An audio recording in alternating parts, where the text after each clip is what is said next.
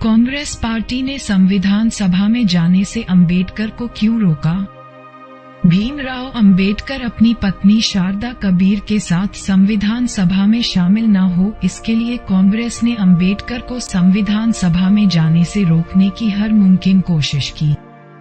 अंबेडकर की समाज सुधारक वाली छवि कांग्रेस के लिए चिंता का कारण थी। यही वजह है कि पार्टी ने उन्हें संविधान सभा से दूर रखने की योजना बनाई। संविधान सभा में भेजे गए शुरुआती 296 सदस्यों में अंबेडकर नहीं थे। अंबेडकर सदस्य बनने के लिए बॉम्बे के अनुसूचित जाति संघ का साथ भी नहीं ले पाए। उस समय के बॉम्बे के मुख्यमंत्री बीजी खेर ने पटेल के कहने पर सुनिश्चित किया कि अंबेडकर 296 सदस्यीय निकाय के लिए न चुने जाएं। तो इसलिए आरक्षण के हिमायती थे अंबेडकर। जोगेंद्रनाथ मंडल और मुस्लिम लीग का समर्थन जब वो बॉम्बे में असफल रहे तो उनकी मदद को बंगाल के दलित नेता जोगेंद्रनाथ मंडल सामने आए। उन्होंने मुस्लिम लीग की मदद से अंबेडकर को संविधान सभा में पहुंचाया। यही मंडल बाद में पाकिस्तान के पहले कानून मंत्री बने।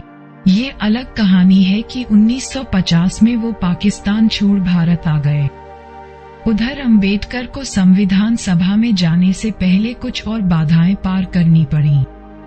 हिंदू बहुल होने के बाद भी 4 जिले पाकिस्तान को सौंपे। जिन जिलों के वोटों से अंबेडकर संविधान सभा में पहुंचे थे वो हिंदू बहुल होने के बावजूद पूर्वी पाकिस्तान का हिस्सा बन गए। नतीजतन अंबेडकर पाकिस्तान की संविधान सभा के सदस्य बन गए।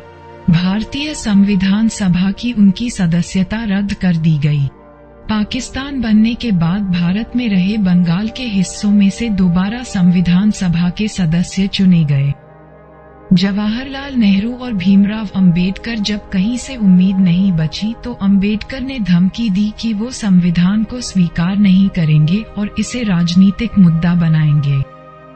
कहा जाता है कि इसके बाद ही कांग्रेस आला कमान ने उन्हें जगह देने का फैसला किया।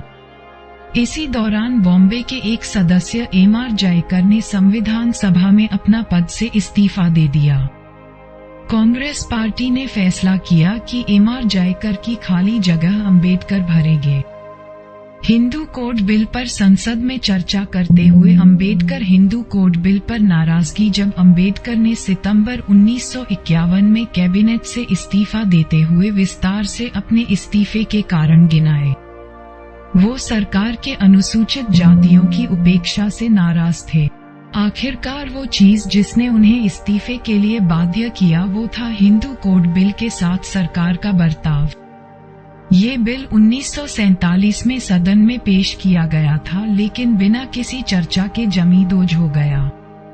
उनका मानना था कि यह इस देश की विधायिका का किया सबसे बड़ा सामाजिक सुधार होता। अंबेडकर ने कहा कि प्रधानमंत्री के आश्वासन के बावजूद ये बिल संसद में गिरा दिया गया।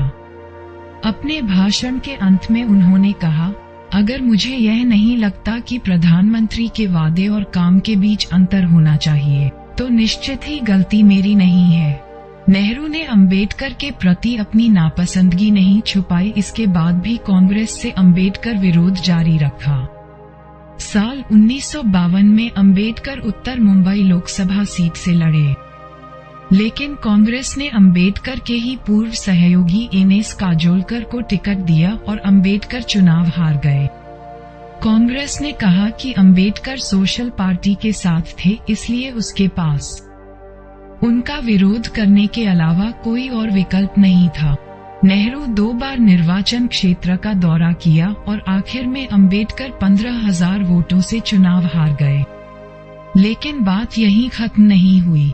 अंबेडकर को 1954 में कांग्रेस ने बंडारा लोकसभा उपचुनाव में एक बार फिर हराया।